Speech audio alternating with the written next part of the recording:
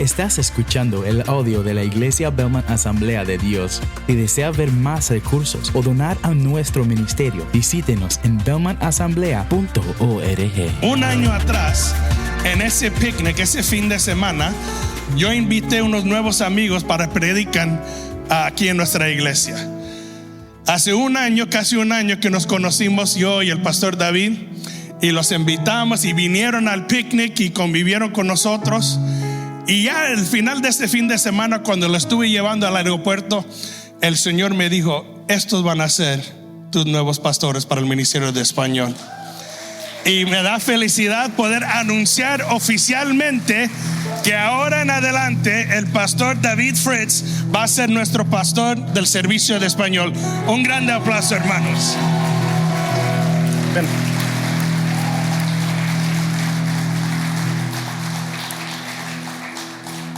Te digo que ha sido un tiempo de mucha oración.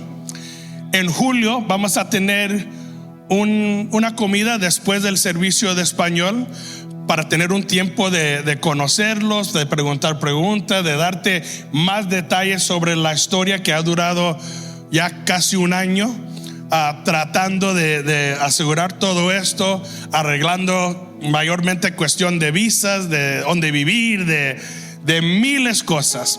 Pero nos estuvimos riendo. El viernes llegó el final anuncio del gobierno que habían aceptado el transfer de visa de David, y queríamos esperar hasta que eso estaba ya aclarado para asegurar que no iba a tener problema. Y cuando llegó eso, yo le dije a Pastor Tom, el que brega con mucho de nuestras cosas de recursos humanos, le dije: ¿me puedes llamar? Que yo le llamo. Y le llamé a David, le dije: yo sentí un alivio sobre mis brazos, y los dos llorando en el teléfono. Al fin llegó este tiempo. Y te digo que el Señor nos dio, a través de todos estos meses, confirmación atrás de confirmación atrás de confirmación. Cada vez que entraba un poquito de duda, el Señor nos daba más confirmación. Y les vamos a dar toda la historia con tiempo. Por eso queremos hacer esa comida, para invitar a todos, para tener ese tiempo de convivir. Pero también para que no mienten, les quería, ya sé que ustedes son astutos y no hay mensos en este lugar, que iban a seguir preguntando: ¿son o no son? ¿Si van a quedarse o no van a quedarse? Lo bueno es que ya se mudaron, ya tienen su apartamento, ya están fijamente aquí. Y como les dije a ellos, el Señor sabe lo que está haciendo, ¿verdad? Yo creo que parte, para mí personalmente, parte porque el Señor atrasó esto, bueno, en nuestra mente, porque lo atrasó, es también porque el Señor me quería dar tiempo a mí, personalmente, tener esos últimos 10, 11 meses de poder predicar, de poder conectar con ustedes como sus pastores. Yo no paro de ser tu pastor, simplemente tenemos otros aquí que pueden correr con todos los detalles. Pero te lo digo como te lo ha dicho: te amo más hoy que más de un año atrás, porque ahora te conozco y ojalá ahora me conocen a mí. No me voy a desaparecer, voy a estar aquí por la mayoría del tiempo. De vez en cuando voy a predicar, pero voy a asegurarme que Ingrid toma mis notas y que me los arregle y que estoy diciendo todo bien. Pero esta es la primera vez desde que yo he sido el pastor principal de la iglesia que tenemos todos los pastores en línea. Y para mí, yo tengo una esperanza grande, especialmente para este ministerio, y se lo he dicho a ellos, que estamos en una etapa. Gracias, Ingrid. Estamos al principio de una etapa donde el Señor va a traer gente tras gente tras gente. Vamos a evangelizar, vamos a ganar, vamos a hacer todo lo que el Señor ha principado para esta iglesia. Así que les voy a pedir, hermanas, si se pueden poner de pie. Le voy a pedir a los diáconos que están aquí si pueden venir acá al frente para ayudarme a orar sobre los pastores.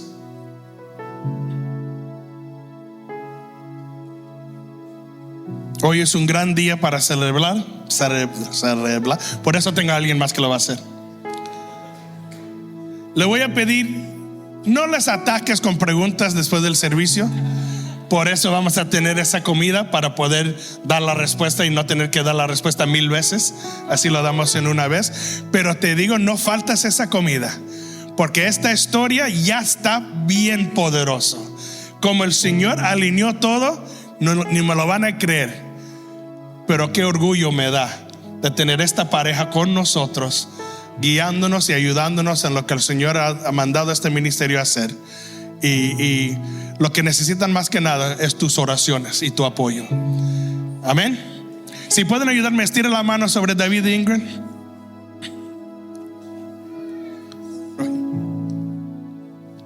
Padre, te damos gracias, Señor, por el nuevo pastor, Señor, que tú nos has dado, mi Dios. Padre santo, Padre amado, Señor, sabes todo este largo camino, Señor, que se ha llevado por más casi de un año, Señor, mi Dios. Padre santo, mi Dios, yo te pido, Señor, que les dé sabiduría, Señor, a ellos, Padre.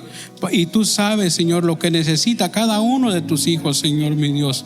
Padre santo, Padre amado, mi Dios, ayúdalo, Señor, mi Dios, ahora que vamos a empezar un nuevo camino, Señor, pero sobre todo, mi Dios, que no perdamos de vista, Señor, el propósito que tú tienes en cada uno de nosotros, Padre. Yo te lo pido, mi Dios, Padre santo, Padre amado, mi Dios, que tu Espíritu Santo, Señor, esté con nosotros en todo tiempo, Señor. Esté con ellos, Señor, mi Dios, para que les dé sabiduría, Señor, y que pueda entender a cada uno de la congregación, mi Dios. Yo te lo pido, Padre, en el nombre de Jesús. Amén y amén. Amén, amén, mi Dios. ¿Quieres decir algo antes que?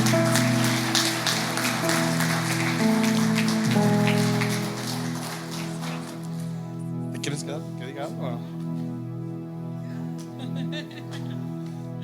Yo no sé si quieres decir. Gracias. Bueno, buenas tardes. Estamos muy felices. Ustedes no saben por todo lo que hemos pasado para llegar hasta acá. El Señor es muy bueno.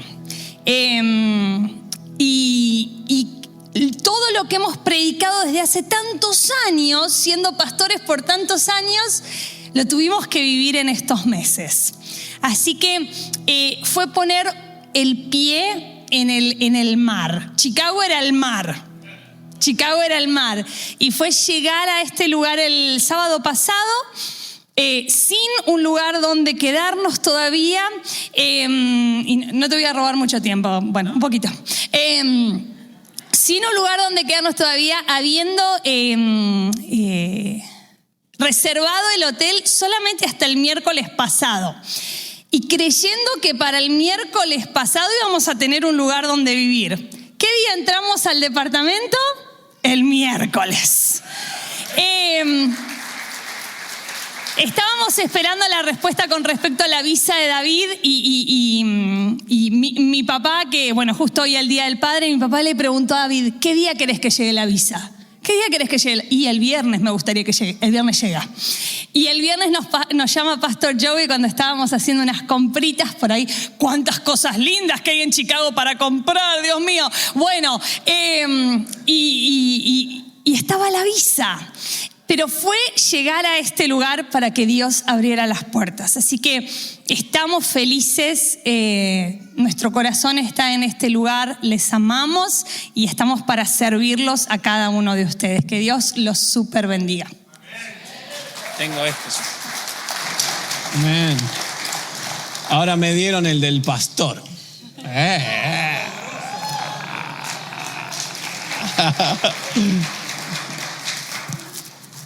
Y me lo puse mal. Bueno, no importa, vamos aprendiendo.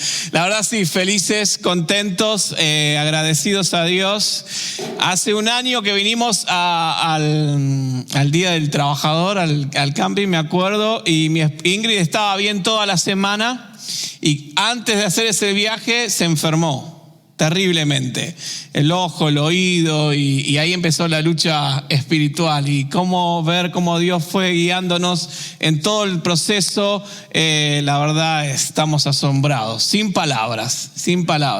Así que felices. Y bueno, y ya me toca hacer el trabajo del pastor. Así que, ¿qué les parece si con este corazón de alegría? Yo estoy muy contento, no sé ustedes, espero que sí, pero yo estoy feliz de pertenecer a la familia de Belmont y con esta felicidad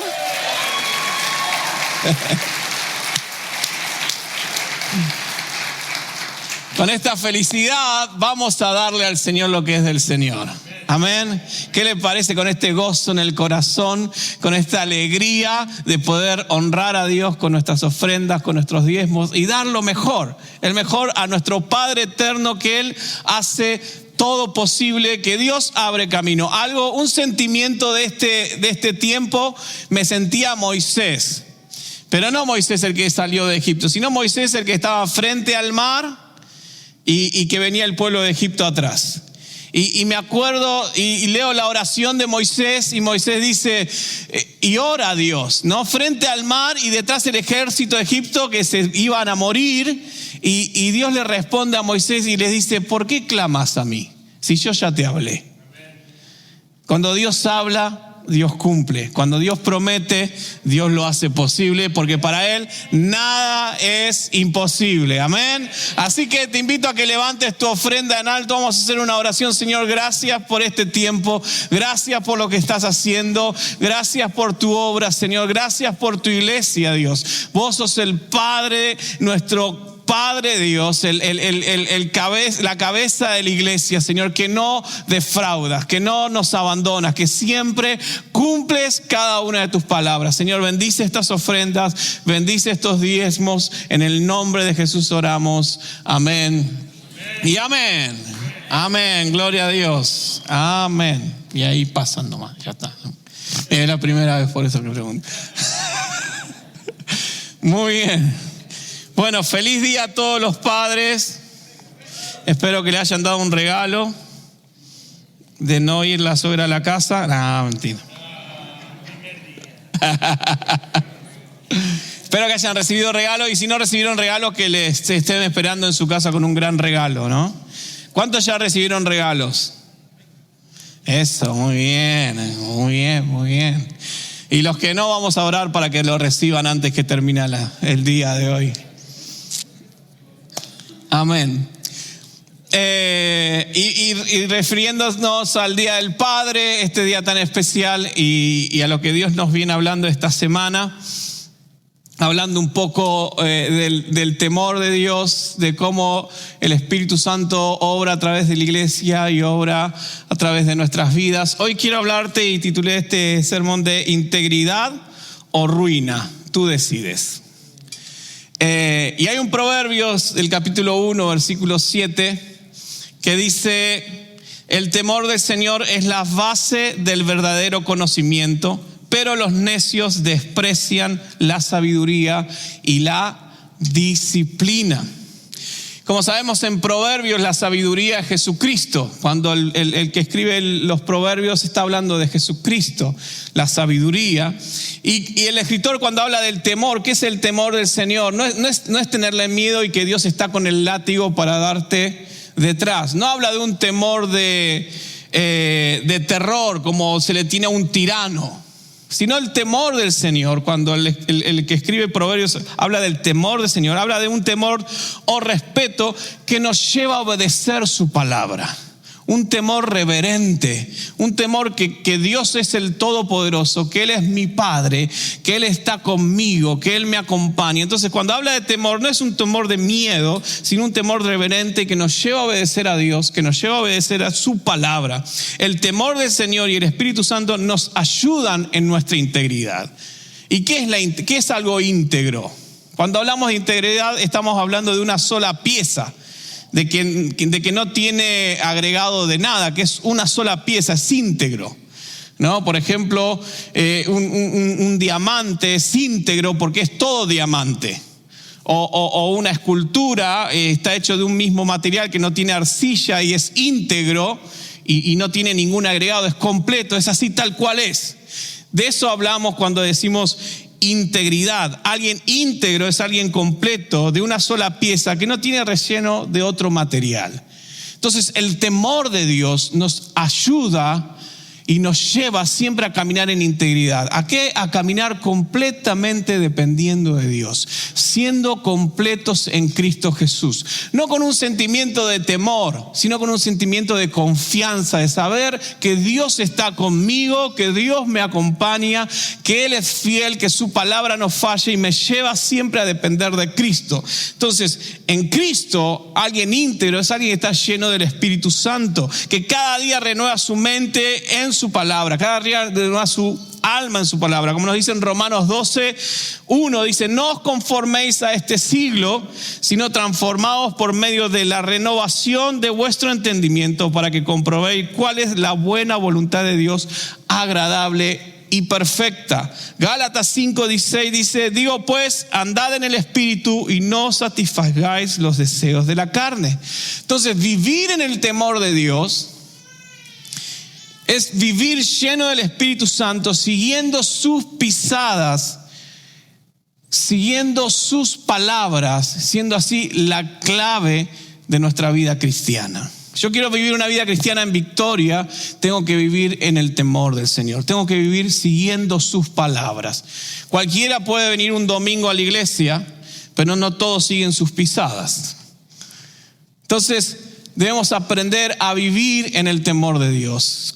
Debemos someter nuestro hogar cristiano al temor del Señor, a seguir a Cristo sus palabras. Vamos a hacer una oración. Señor, gracias por este tiempo. Gracias, Padre, porque podemos estar en tu presencia en esta mañana, en esta tarde, y queremos que nos hables en el nombre de Jesús. Espíritu Santo, habla nuestra vida, habla nuestro corazón.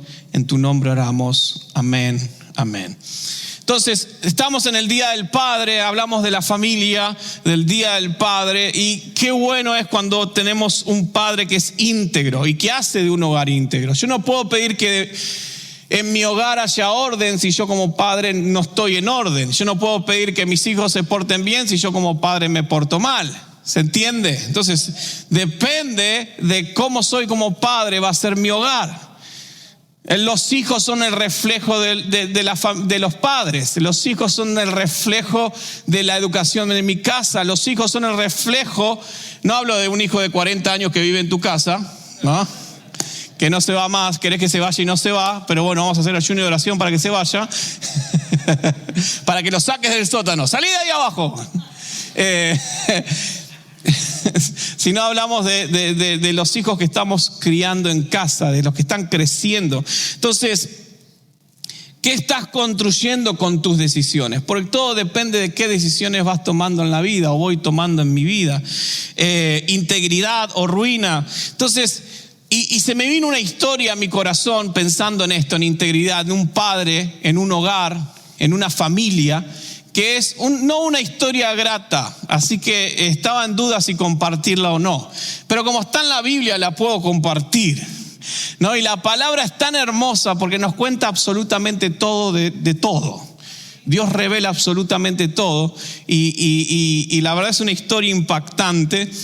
Pero en esta historia vamos a ver ahora, nos va a confrontar, pero también nos va a guiar hacia la verdad que transforma hogares. Yo no sé cómo está tu hogar hoy, o qué tipo de padre sos, o cómo tenés en orden tu hogar, pero lo que sí sé es que vamos a ser confrontados hoy y también vamos a ver que hay oportunidad de restauración de cualquier hogar que decida seguir a Cristo y decida entregarse a Dios.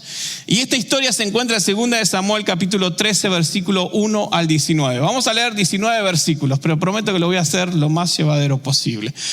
2 de Samuel capítulo 13 versículo 1 dice: ahora bien, Absalón, hijo de David, tenía una hermana muy hermosa llamada Tamar, y Amnón, su medio hermano, se enamoró perdidamente de ella.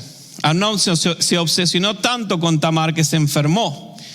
Ella era virgen y Amnón pensó que nunca podría poseerla. Pero Amnón tenía un amigo muy astuto, su primo Jonadab, quien era hijo de Simea, hermano de David. Cierto día Jonadab le dijo a Amnón: ¿cuál es el problema? ¿Por qué debe el hijo de un rey verse tan abatido día tras día? Entonces Amnón le dijo: estoy enamorado de Tamar, hermana de mi hermano Absalón. Bien, dijo Jonadab, te diré lo que tienes que hacer.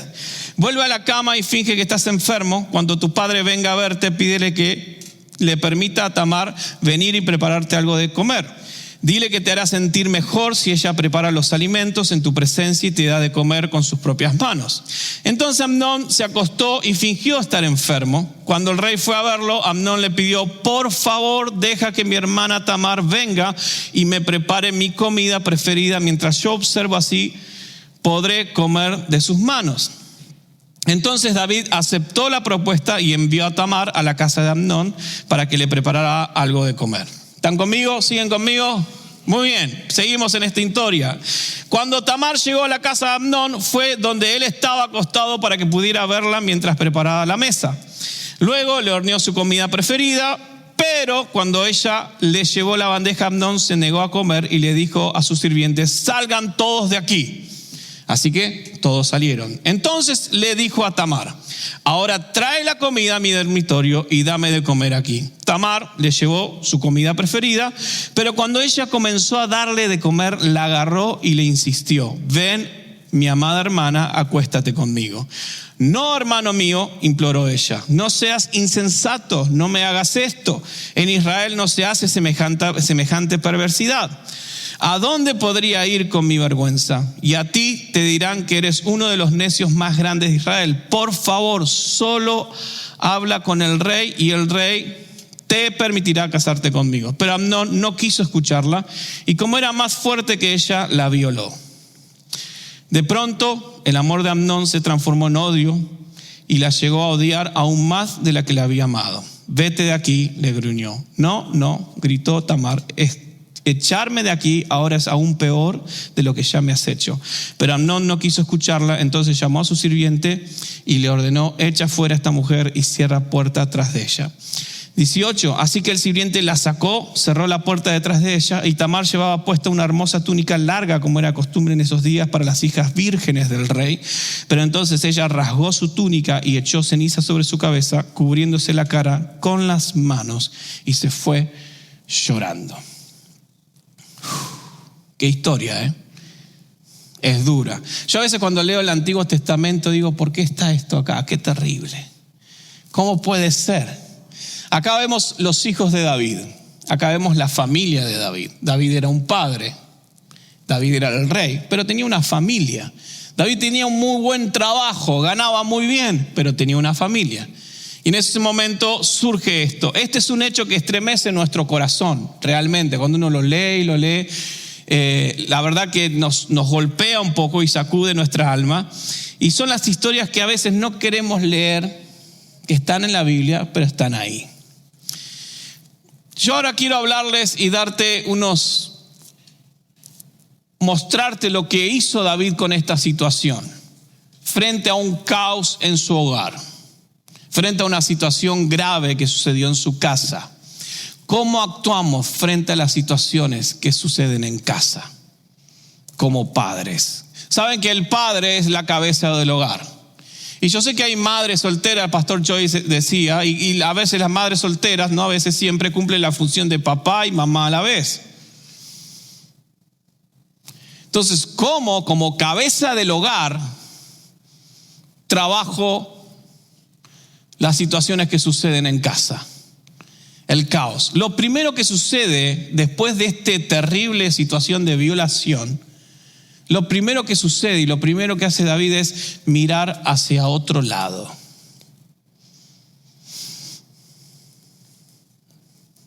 David mira hacia el otro lado. Capítulo 13, versículo 21, seguido a esto, dice: cuando el rey David se enteró de lo que había sucedido, se enojó mucho.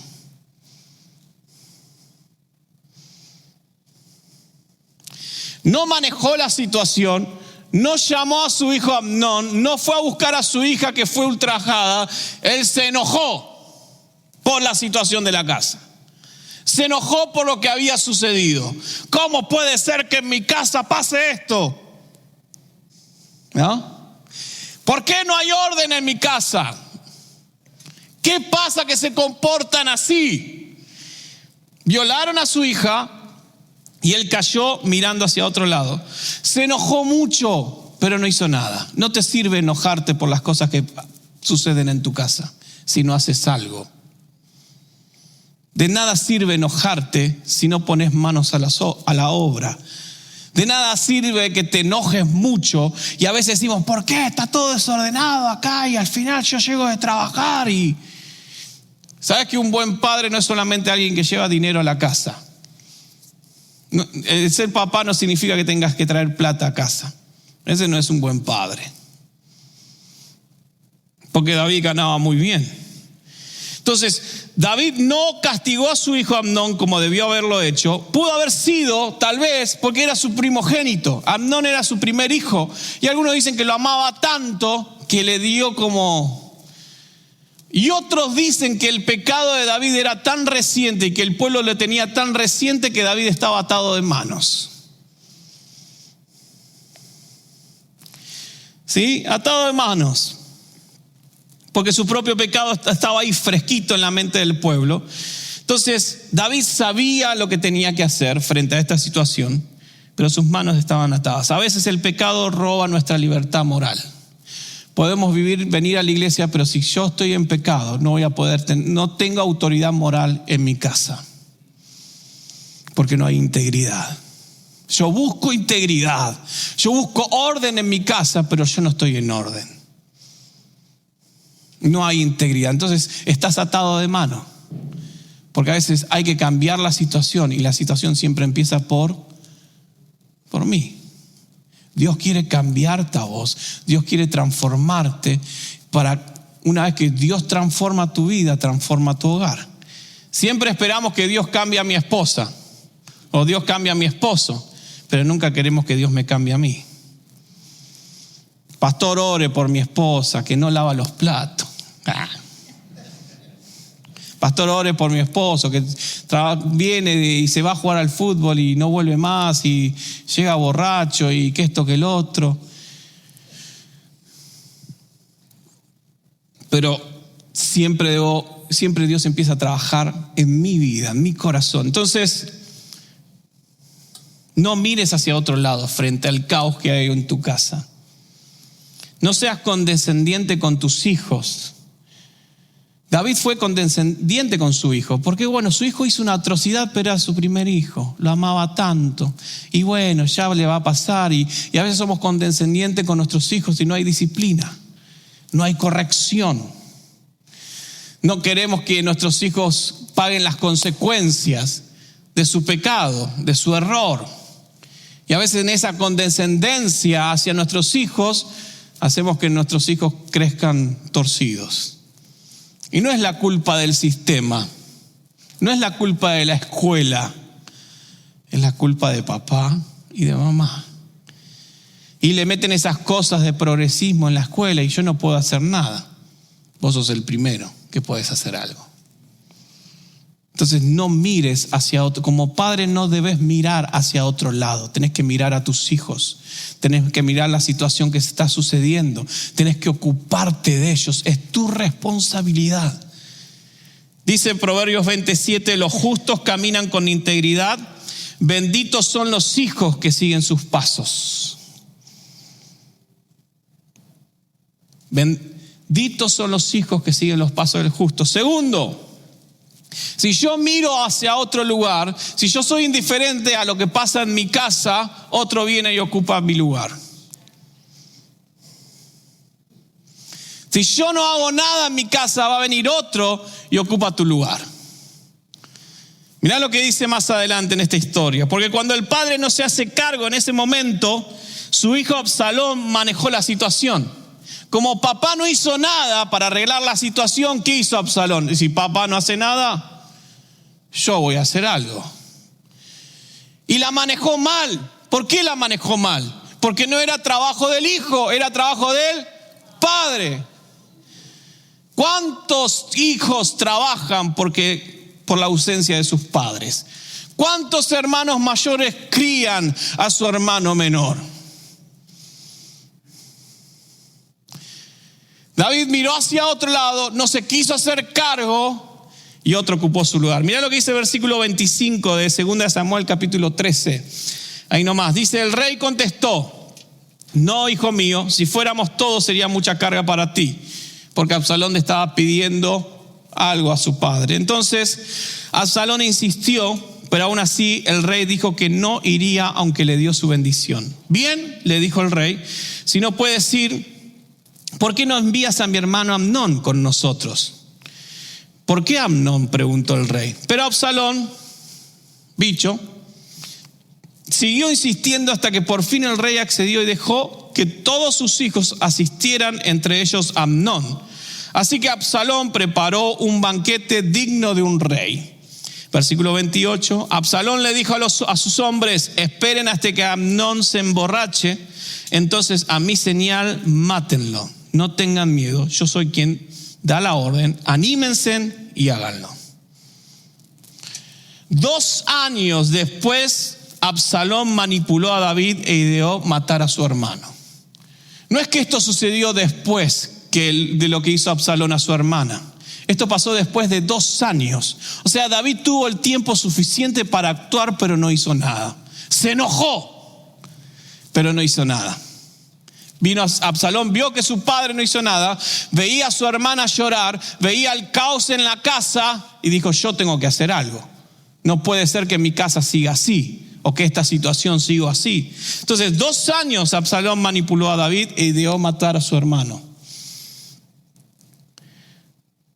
Absalón fue el autor intelectual del crimen de su hermano, porque ideó todo el plan. Absalón no lo mató, fueron otros quien lo mató. Él ideó el plan. ¿A qué te hace acordar esto? ¿Quién ideó un plan para matar a alguien?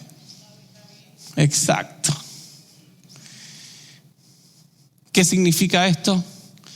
Esto se llama patrón. Si vos no cortás algo que viene de vos, se va a repetir en tus hijos. Y se va a repetir en tus hijos, y se va a repetir en tus hijos. Por eso cuando uno llega a Cristo, dice, todas las cosas son nuevas.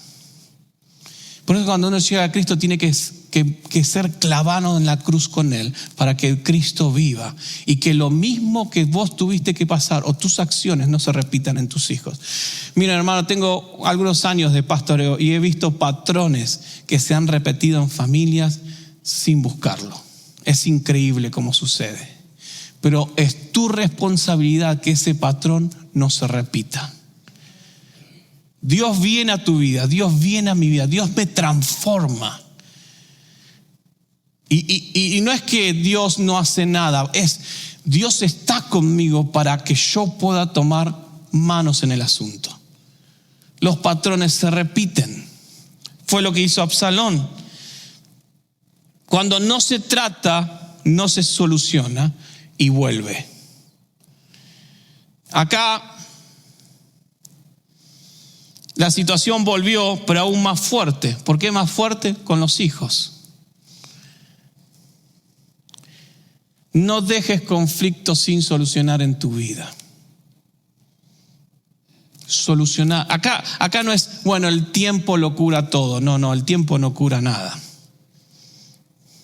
El tiempo no va a curar nada. Las cosas se solucionan enfrentándolas. Entonces tenemos que romper con patrones que vienen atando a la familia por generaciones y generaciones. Nueva criatura, nueva familia. No hagas que tus hijos tengan que hacer lo que vos tenés que hacer. Toma la autoridad que Dios te ha dado en el hogar. Toma la autoridad de sacerdote que Dios te ha puesto. Vos sos el hombre de la casa, vos sos la autoridad y la cabeza que Dios puso. Algunos dicen que el hombre es la cabeza y la mujer el cuello, ¿no? Sí. Sí, mi amor. Yo tengo la última palabra en mi casa. Sí, mi amor. Tercero, fíjese lo que sucede. Tercero, algo interesante que hace David, que es que llorar no soluciona el problema. Mirá lo que sigue diciendo versículo 31. Hoy estamos leyendo mucho, ¿no? Lo sé. Vamos, no se me duerma, vamos más rápido. Entonces el rey se levantó, rasgó su túnica y se tiró al suelo. Sus consejeros también rasgaron sus túnicas, sus ropas en señal de horror y tristeza. Pero justo en ese momento Jonadab, el hijo de Simea, hermano de David, llegó y dijo: no crea que todos los hijos del rey están muertos, solamente Amnón. Absalón había estado tramando esto desde que Amnón violó a su hermana Tamar. No, mi señor el rey, no todos sus hijos están muertos. 34. Mientras tanto, Absalón escapó. En ese momento, el centinela que estaba sobre la muralla de Jerusalén vio una multitud descendiendo de una colina por el camino desde el occidente. Versículo 37. Y David hizo duelo por su hijo Amnón por muchos días. Absalón huyó donde estaba su abuelo Talmai, hijo de Amiud, rey de Gesur. Y el rey David, versículo 39, ya resignado de la muerte de Amnón, anhelaba reencontrarse con su hijo Absalón. Era un caos la casa de David. Digan conmigo, era un caos. Era un desastre. El reinado andaba bien, pero la casa de él andaba mal. En el trabajo te puede ir bien, pero si tu casa es un caos. Y vuelve a suceder lo mismo. ¿Qué vuelve a suceder? David no maneja el problema. David lloró, se rasgó las vestiduras. Todos lloraron, pero no manejó el problema. Deseó verlo, pero no hace nada al respecto. Nunca se pregunta por su familia. ¿Hace cuánto que no te hablas con tus hijos? ¿O hace cuánto que no te hablas con tu papá, con tu mamá? Ya tenés 50 años y todavía no le hablaste.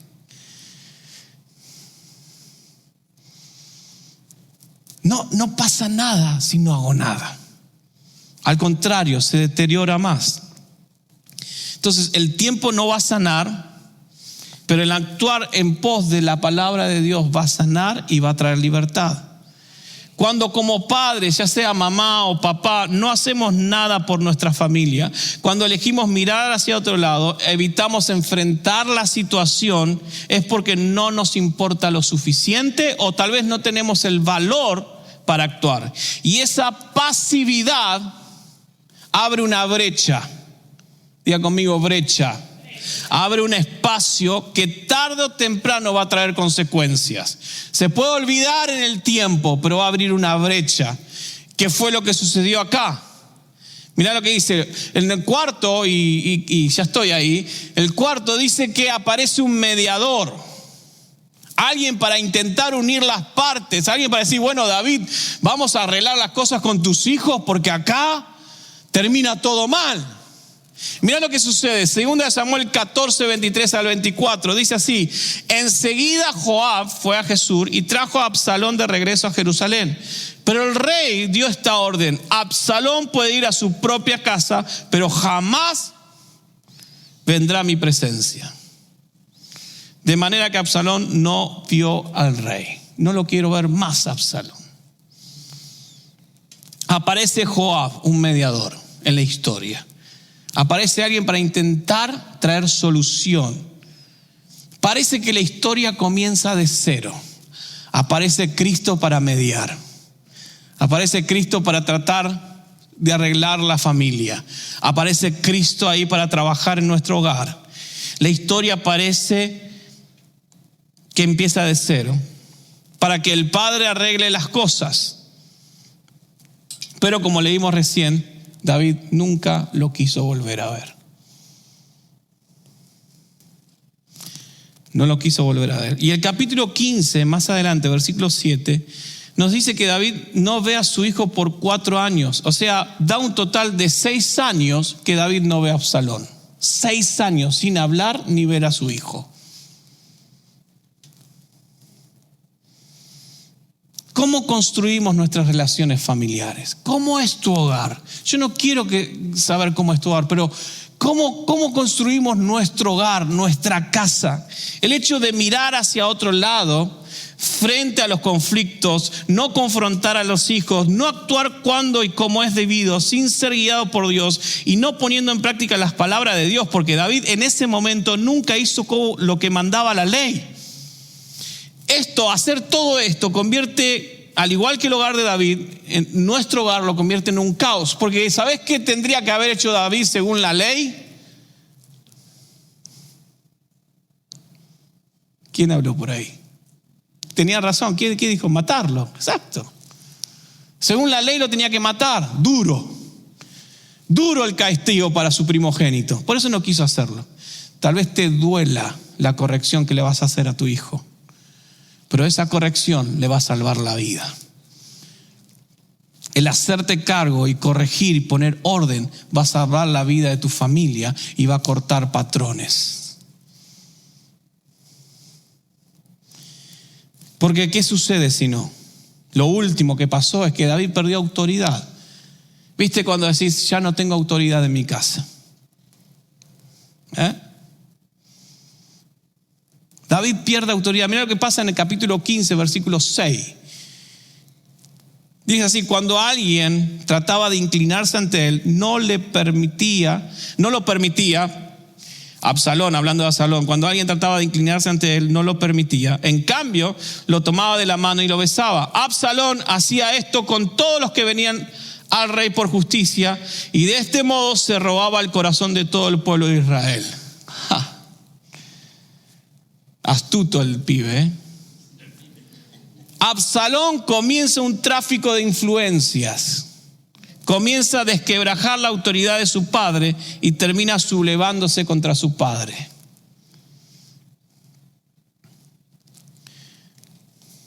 ¿Cómo estás manejando tu hogar? ¿Cómo termina esta historia? Y la historia termina que Absalón muere y David nunca volvió a ver a su hijo, y David vuelve a llorar por la muerte de otro hijo. Caos. Y con esto quiero invitar al worship team. Esté pasando. Esta es interesante, esta historia, y nos lleva a reflexionar. Y yo quiero llevarte hoy a reflexionar. Papá, mamá, en el hogar cristiano, ¿cómo está nuestro hogar? ¿Cómo están tus hijos? O mejor dicho, también, ¿hace cuánto que no hablas con tu papá o con tu mamá o lo llamás por teléfono? ¿Hace cuánto que no lo perdonás? ¿Cuánto tiempo vas a seguir mirando hacia otro lado? Porque la situación no va a solucionarse. Esta historia tiene un punto quiebre desde el principio. Al principio, cuando ocurre todo esto, hay algo que David omitió y que llevó su hogar a la ruina. Es que él no puso en práctica lo que indicaba la ley en esos días en cuanto a la atrocidad de su hijo. La palabra de Dios es la guía para tu hogar. Querido papá, querido mamá, si yo no tomo la palabra como mi regla de conducta, si no llevo mi hogar a caminar en el temor de Dios, bajo la cobertura de Dios, guiado por el Espíritu Santo,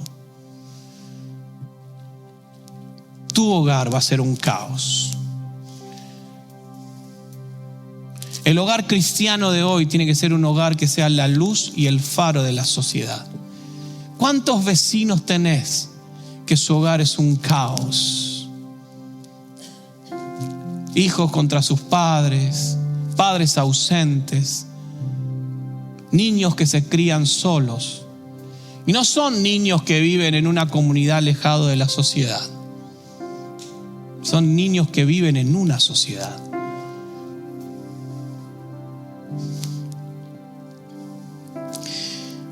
Y a veces hacemos lo que hizo David, apañar las cosas, cubrir, no hablar.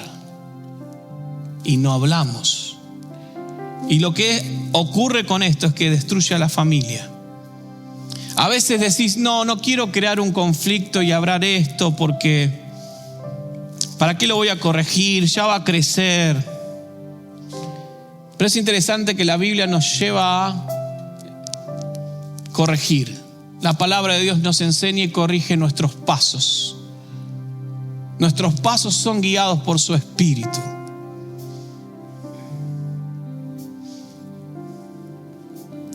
El remedio hoy que Dios nos da, por más duro y amargo que parezca, es lo único que trae la restauración y la libertad.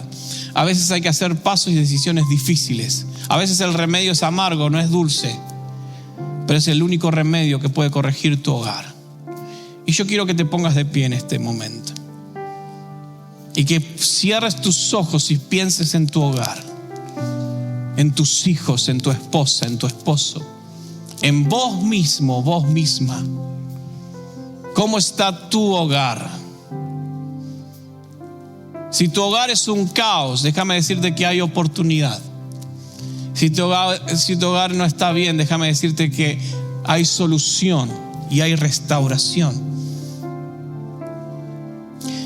Los hogares divididos con brecha donde la autoridad fue desfigurada es culpa de aquel que miró hacia otro lado, aquel que negó la problemática de lo que estaba pasando en la casa. Se perdió autoridad completa y el único que puede restaurar es Cristo, es volver a tu hogar, al estado original. Santiago 1:22 dice: no solo escuchen la palabra de Dios, tienen que ponerla en práctica, de lo contrario solo se engañan a sí mismos. Lucas 6:47-48 dice: les mostraré cómo es cuando una persona viene a mí, escucha mi enseñanza y después la sigue. Es como una persona que para construir su casa cava hondo, echa los cimientos sobre la roca sólida. Es tiempo que vos como papá y mamá empieces a construir tu casa, tu familia sobre una roca sólida. Es tiempo que la familia cristiana sea un faro y una luz en la sociedad. Tu familia tiene que ser luz. Tus hijos, tu vida, tu esposa, tu esposo, vos que tenés el privilegio de estar con tu esposa en este lugar, debe ser el faro de una comunidad que necesita a Cristo. La única forma es cavar hondo y hacer bases firmes. Que la base y la roca sea Cristo. Solo Cristo. Que vos puedas honrar a tu esposo y que vos puedas honrar a tu esposa. Que vos no exasperes a tus hijos, sino que los guíes en el camino de la verdad, de la fe. Es la única forma de que una familia sea firme y unida. Que Cristo sea la base de esa familia. Yo no sé si hoy viniste por primera vez y tal vez decís: mi familia es un caos. Yo necesito a Cristo en mi familia. Te invito a que todo el mundo con sus ojos cerrados, nadie me mire, nadie mira a ningún lado. Pero si vos viniste por primera vez, nadie te está viendo y querés que Cristo venga a tu vida, levanta tu mano ahí donde estás. Levanta tu mano. Y si vos estás en la iglesia y tu casa sigue siendo un caos, levanta tu mano donde estás y decís: Señor Jesús, te necesito en mi hogar. Gloria a Dios por los valientes que levantan su mano. Nadie lo está mirando. Cierren sus ojos, pero vamos a hacer una oración en este momento. No voy a hacer un llamado, esto es una decisión personal. Esta es una decisión que vos vas a tomar por tu familia. Al fin y al cabo vos vas a dar cuenta por tu familia, porque Cristo te dio los hijos. Vamos a hacer una oración. Repetí esta oración conmigo. Señor Jesús, en este momento abro mi corazón.